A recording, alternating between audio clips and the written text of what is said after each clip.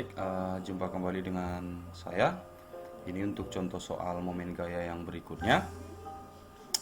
Eh, Bagaimana jika misalnya ada dua buah ya, ada dua buah gaya yang bekerja pada satu batang, dua buah gaya atau lebih. Nah, bagaimana cara menyelesaikan resultan gaya, resultan momen gayanya? Baik, langsung saja kita ke soalnya. Baik, sebuah batang diberikan dua buah gaya seperti pada gambar.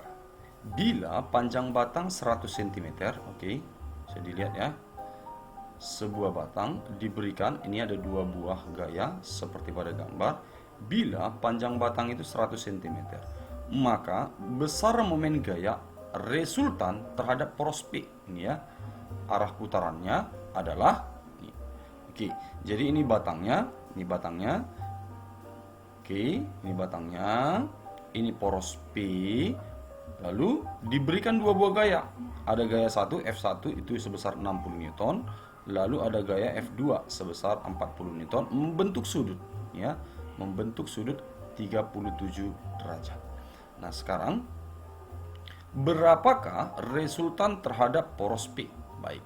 Nah, sekarang mari kita analisa gambar berikut. Ya, kita boleh analisa. Yang pertama, dikasih tahu bahwasanya gaya pertama, gaya F1 itu ini dia, gaya F1 itu punya jarak dia 50 cm terhadap poros ya. Jadi terhadap poros ini. Oke, 50 cm. Sedangkan gaya yang kedua itu jaraknya adalah nih, dari sini. Oke, dari sini kemari itu adalah 1 meter. Oke, jadi jaraknya adalah 1 meter ya, 1 meter. Jadi yang dihitung itu adalah pusat gaya dari sini kemari. Jadi 1 meter. Oke, dan kebetulan gaya kedua itu membentuk sudut.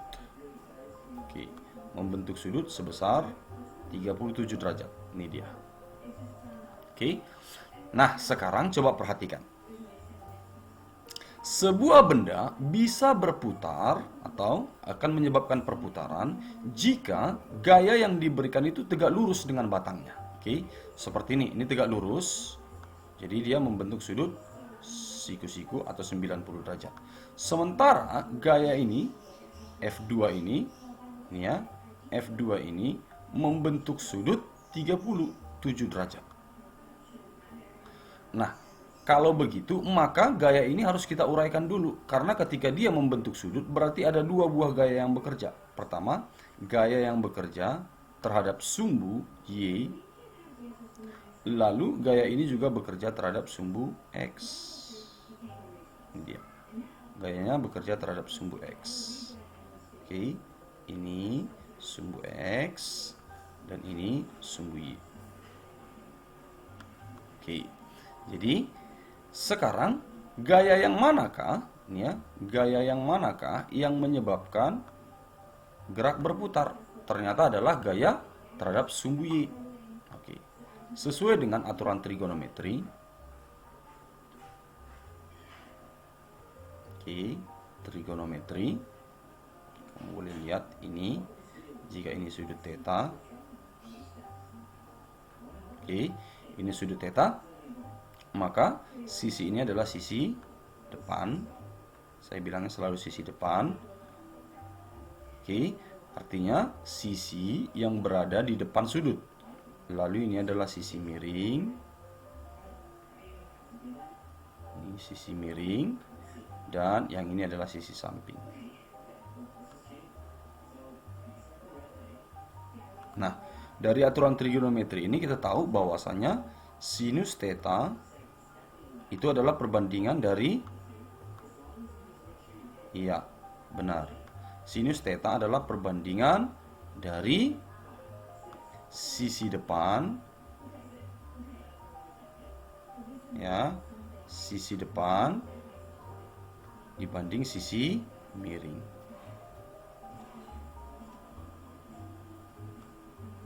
Oke. Jadi perbandingan sisi depan dibanding sisi miring. Nah, kalau kita lihat ini, itu sama dengan seperti begini. Ini sudutnya, maka kita boleh ambil garis bantu di sini yang menyatakan ini gaya. Berarti gaya FY itu sama dengan nih, sisi depan pada segitiga berikut. Kenapa? Karena ini sudutnya. Oke, berarti besarnya sisi depan itu adalah sisi miring dikali sinus theta. Gitu ya. Sisi miring dikali sinus theta. Nah, berarti di sini bisa kita tuliskan besarnya FY, ya, besarnya FY itu sama dengan, iya benar, F2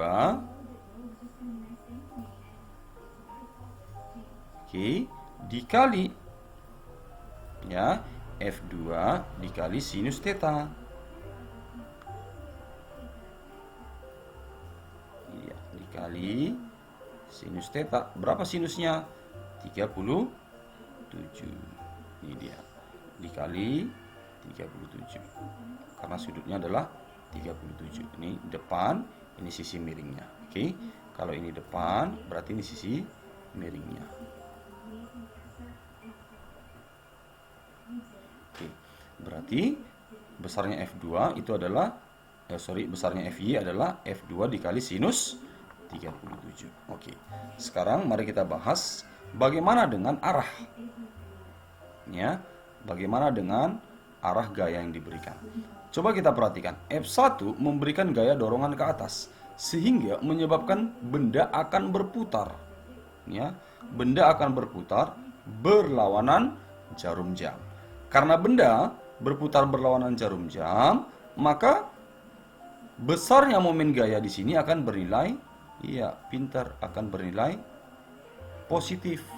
Sedangkan FY ini akan membuat benda berputar.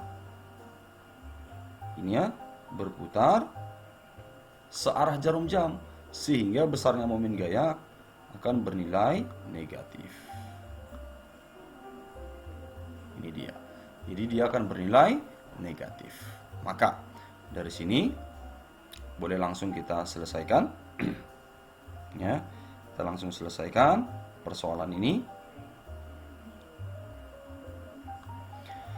Karena yang ditanya adalah resultan, oke, yang ditanya adalah resultan, maka kita boleh selesaikan sigma torsi, oke, sigma torsi itu sama dengan, ya, torsi 1 ditambah torsi yang kedua. Oke, lihat. Ini dia torsi 1. Torsi 1 itu sama dengan berapa? Iya, pintar. Ya, karena torsi 1 itu sama dengan F1, ya, dikali R1 atau L1 dengan 1. Oke, ditambah F2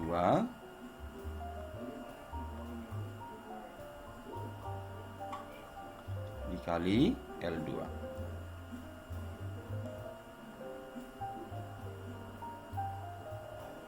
Oke, nah sekarang mari kita lihat.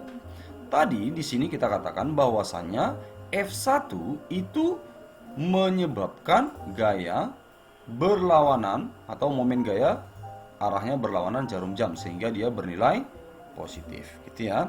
Sedangkan untuk F2-nya, oke, F2-nya ini yang menyebabkan gaya bertanda negatif sehingga sini kita harus sisipkan tanda negatif. Oke. Berarti di sini ini kita juga harus buat ini bertanda negatif. Atau ringkasnya boleh kita tuliskan ini sama dengan F1 L1 kurang. Iya, benar. F2 L2. Sehingga dari sini langsung bisa kita selesaikan. Kita langsung masukkan angkanya. F1 bernilai berapa? Iya, bernilai 60. Iya. Lalu L1, jarak ini, jarak F1 ke porosnya itu adalah 50 cm atau ya ingat harus dalam meter ya. Berarti 0,5 meter. Itu dia. Dikurang F2-nya. F2-nya adalah si FY. Ini ya. F2 adalah FY. Ini yang kita masukkan.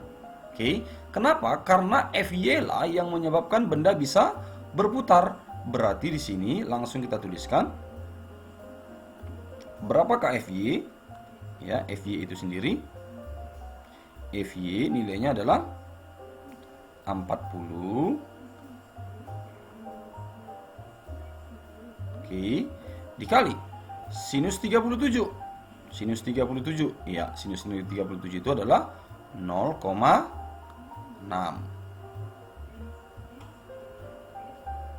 Oke. Berarti dari sini kita tahulah bahwasanya FY itu sama dengan berapa? Iya, pinter. 24.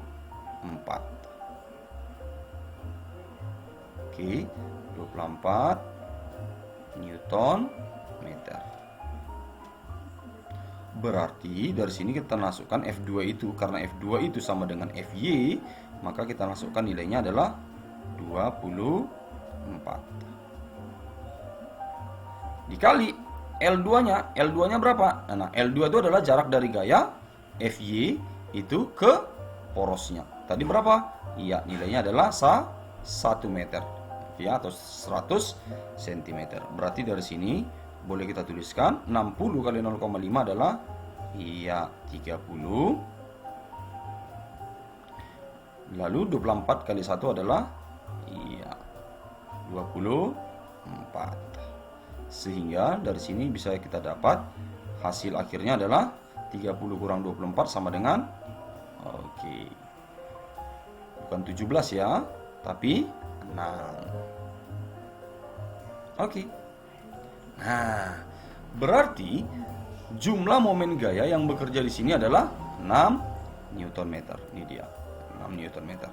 Kembali, jawabnya adalah 2. Oke. Ada 2 ya. Option 1 ini berlawanan jarum jam, option 2 searah dengan jarum jam. Nah, sekarang kita perhatikan. Di sini dia bernilai apa? Iya, di sini dia bernilai positif. Kalau dia positif, berarti di sini kita sepakati ketika sebuah benda itu bergerak searah atau berlawanan jarum jam, maka dia bernilai positif.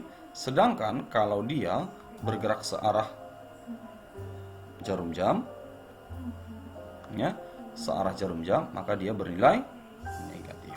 Nah, karena kita lihat di sini dia bernilai positif, maka jawabnya adalah berlawanan jarum jam. Berarti jawabnya adalah option 1. Oke, baik. Sampai di sini penjelasan saya. Kita akan bertemu di video berikutnya. Oke. Dadah.